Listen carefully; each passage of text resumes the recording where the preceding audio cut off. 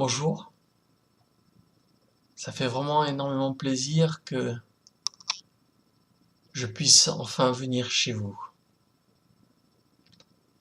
La technologie me permet de rentrer jusqu'au plus profond de votre intimité, votre chez vous. Et c'est ça me fait penser à une parole que Jésus a prononcée en disant « Je me tiens à la porte et je frappe.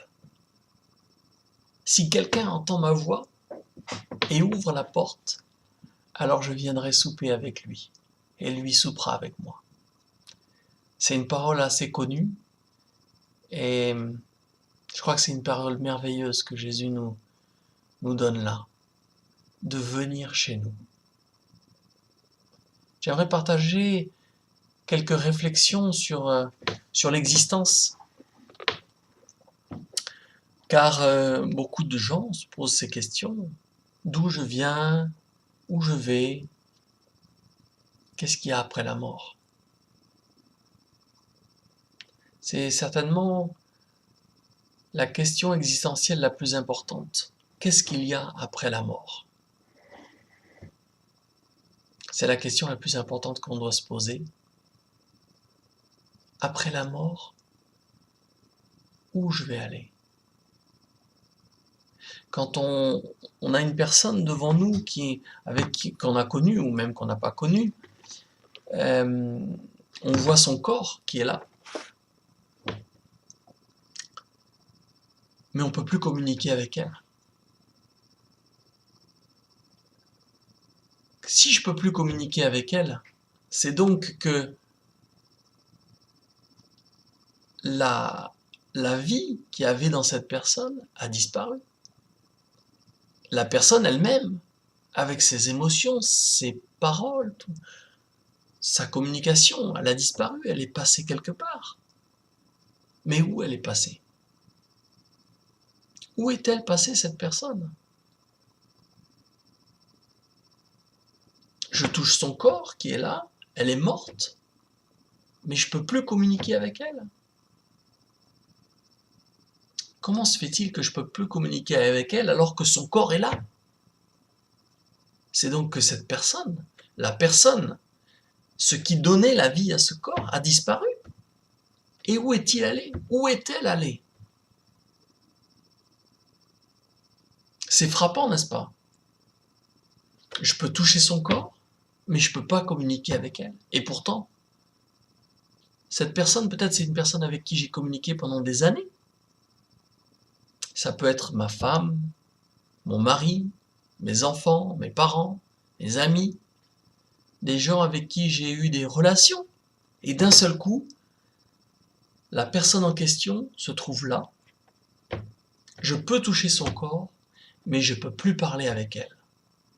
Comment ça se fait? C'est étonnant.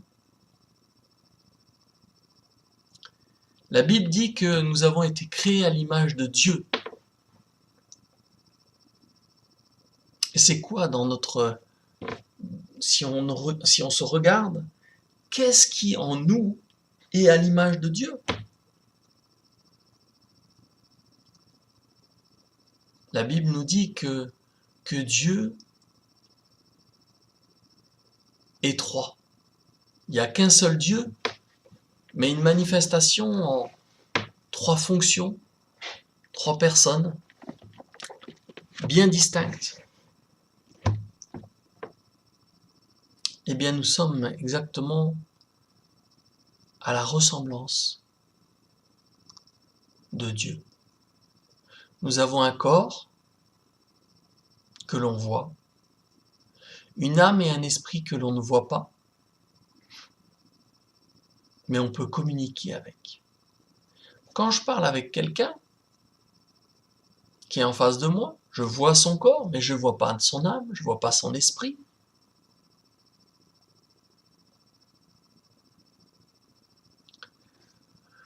Le corps, l'âme et l'esprit sont tous les trois bien différents l'un de l'autre. Et pourtant, le corps, l'âme et l'esprit sont tous les trois un seul et même être vivant. Même, on peut bien distinguer la différence entre les trois. Quand je parle à quelqu'un, je ne parle pas à son corps, je parle à son esprit, à son âme, à l'être vivant qui est à l'intérieur de ce corps et qui donne la vie, et qui communique, qui a des sentiments. Quand je m'adresse au corps, quand je le touche, je ne touche pas son âme, je ne touche pas son esprit. Pourtant, on ne peut pas dire que le corps, c'est la personne avec qui je parle. Et quand je touche ce corps, je n'ai pas de communication avec son esprit ou son âme. Les trois sont bien distincts, mais les trois sont une seule et même personne, un seul et même être vivant. De la même manière, Dieu est esprit,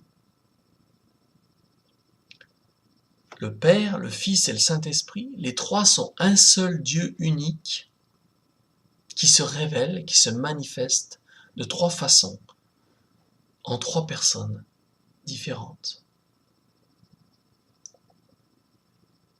Et donc, si nous avons été créés à son image, nous devons bien réfléchir, car quand nous venons à mourir, le corps est là,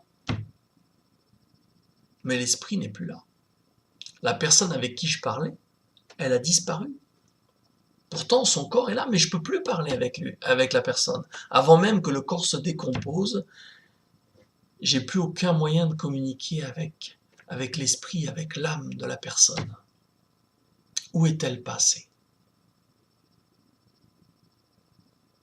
Où est passée la personne avec qui je parlais?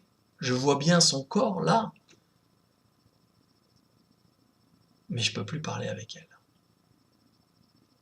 Elle ne peut plus exprimer des sentiments, elle ne peut plus bouger.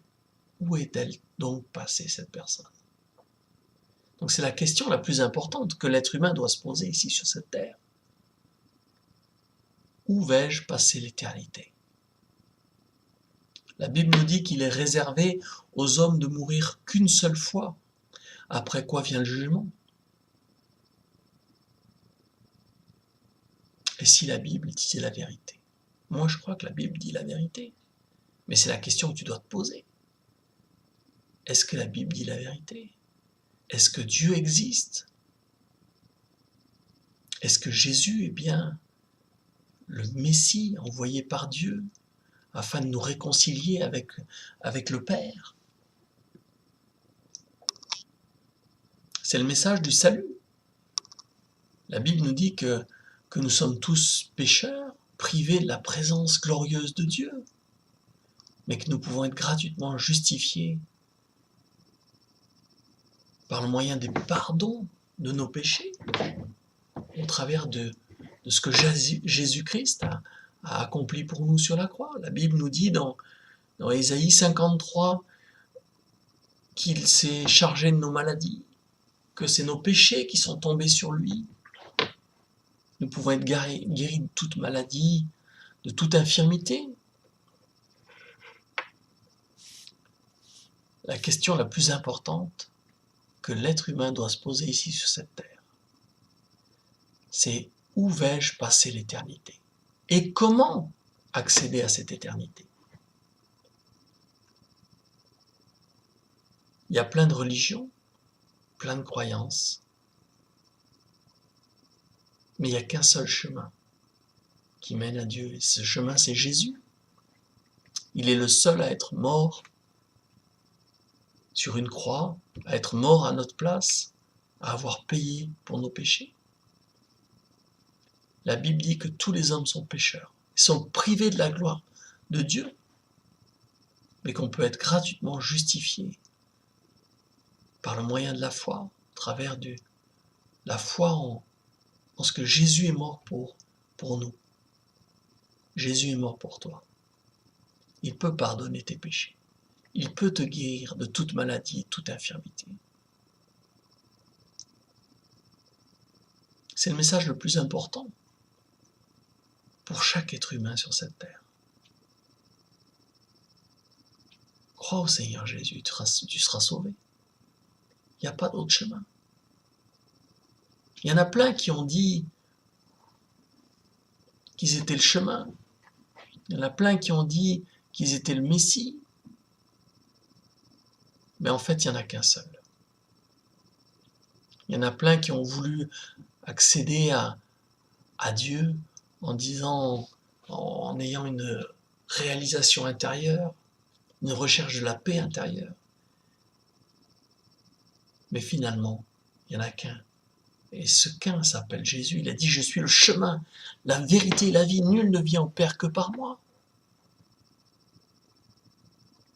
J'aimerais te partager ces moments de vérité afin que toi aussi, tu crois et tu sois sauvé. Et je voudrais te prouver, par les prières que je vais faire tout à l'heure, que Dieu est vrai.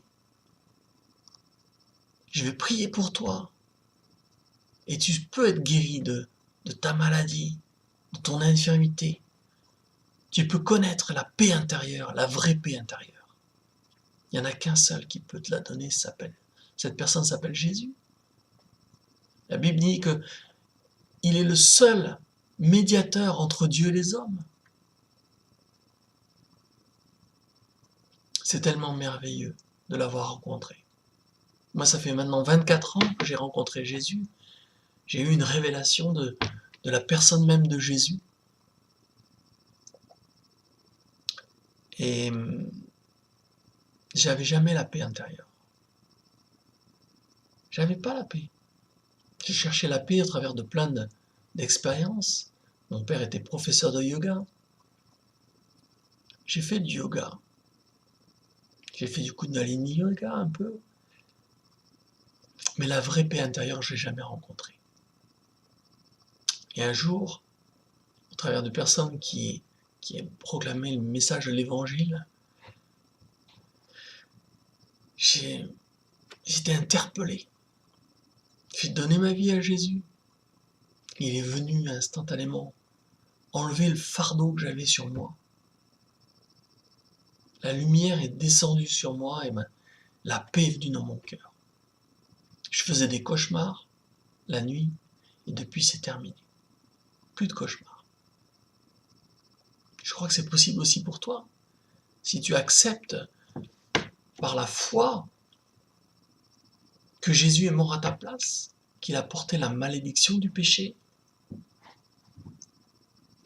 C'est des questions extrêmement importantes que l'on doit se poser ici sur cette terre avant de mourir. Car il est réservé aux hommes de mourir qu'une seule fois. Après, quoi, il vient le jugement. Quand je parle avec quelqu'un, il peut exprimer ses sentiments, j'exprime mes sentiments. On a une conversation, mais quand la personne, elle meurt, je ne peux plus parler. Il est passé où, celui avec qui je parlais? Pourtant, il y a son corps qui est là. C'est des questions tellement importantes que tu dois te poser aussi, pendant qu'il est encore temps.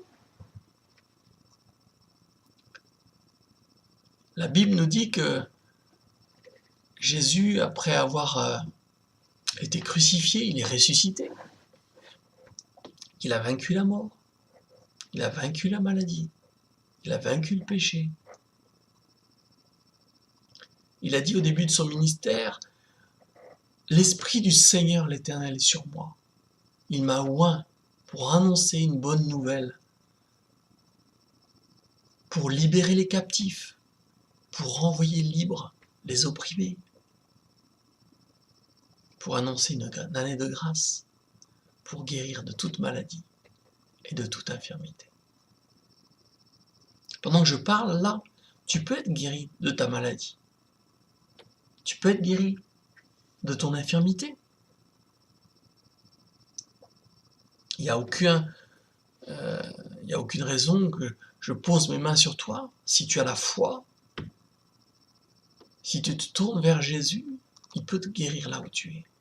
Peu importe ta maladie, peu importe ton infirmité. Si tu n'as pas la paix intérieure, tu peux la trouver.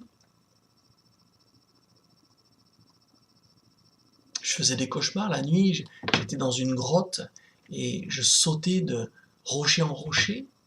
Il y avait des serpents par terre, des rochers, je sautais. Et quand je voulais sortir de la grotte, je voyais une grande lumière qui était là et je voulais sortir, et il y avait un grand serpent qui m'empêchait de sortir de la grotte. Maintenant, je sais que ces serpents, c'était des démons et que là, il y avait un serpent qui m'empêchait de sortir de la grotte et ce serpent, c'était Satan lui-même. Peut-être que tu es dans cette situation et Jésus peut te guérir, te délivrer. Il n'y a aucun problème. La solution, c'est Jésus. Quelque temps après avoir rencontré Jésus, on avait une jument avec mes parents qui s'est fracturé la mâchoire. Et après avoir eu donc cette fracture, pendant une semaine, elle ne mangeait pas, elle ne buvait pas. Et j'ai prié pour elle et elle a été complètement guérie. En quelques jours, elle s'est rétablie. Jésus veut nous prouver son amour. Même au travers des choses étonnantes, comme la guérison d'un animal. Il veut nous prouver qu'il est vivant. Si tu crois au Seigneur Jésus, peu importe ta maladie, je vais prier pour toi maintenant. Père, au nom de Jésus, j'ordonne à toute maladie et toute infirmité de quitter la vie de ses bien-aimés. Maladie et infirmité, quel que soit ton nom, le nom de Jésus est au-dessus de toi. Quitte au nom de Jésus. Quitte au nom de Jésus. Maladie, infirmité, tu t'en vas au nom de Jésus de Nazareth. Je t'ordonne de disparaître de la vie de cette personne, maintenant, au nom de Jésus. Je voudrais vous raconter quelques témoignages. Jésus lui-même dit dans l'évangile de Jean au chapitre 14 et au verset 12, « Celui qui croit en moi fera les mêmes choses que moi, et même il en fera de plus grandes. » Beaucoup de gens pensent que les miracles sont réservés aux apôtres et qu'ils ont disparu après. Mais c'est complètement faux. Moi-même, j'ai vu beaucoup de miracles en priant pour les gens, des scolioses disparaître, des gens qui avaient une jambe plus courte, en priant, la jambe se rallonge. D'ailleurs, vous pouvez voir quelques miracles sur mon site internet, sur mon blog qui s'appelle Les œuvres de la colombe. Vous pouvez le trouver très facilement sur internet en tapant Les œuvres de la colombe. Il y a quelques photos que j'ai fait lors de mon voyage au Pakistan. Vous avez là des guérisons. Je me souviens d'une petite fille qui avait une jambe qui était gonflée 2 fois plus grosse que l'autre, qui ne pouvait pas marcher. Et le soir, ils l'ont amenée, ils l'ont posée sur l'estrade, j'ai prié pour elle. Et il ne s'est rien passé instantanément, mais dans la nuit, la jambe a dégonflé. Et le lendemain, elle marchait. Le lendemain soir, elle courait. Vous pouvez la trouver dans les photos sur mon blog. Je me souviens aussi d'une femme qui a eu la même foi que cette femme dans l'évangile qui s'est dit si je pose mes mains sur le vêtement de Jésus, je serai guéri. Cette femme avait une perte de sang et au moment où elle a touché Jésus, elle a été guérie. J'ai moi-même vu ce genre de miracle. On voit même que dans la Bible, l'apôtre Pierre, l'apôtre Paul, pour l'apôtre Pierre, on posait les malades sur son passage et quand son ombre passait sur un malade, les malades étaient guéris. J'ai moi-même vécu ce genre de miracle. plusieurs fois des gens dans ma présence, juste en parlant avec eux. Ils ont été guéris de différentes maladies. On prenait les vêtements de l'apôtre Paul, on les posait sur les malades étaient guéris.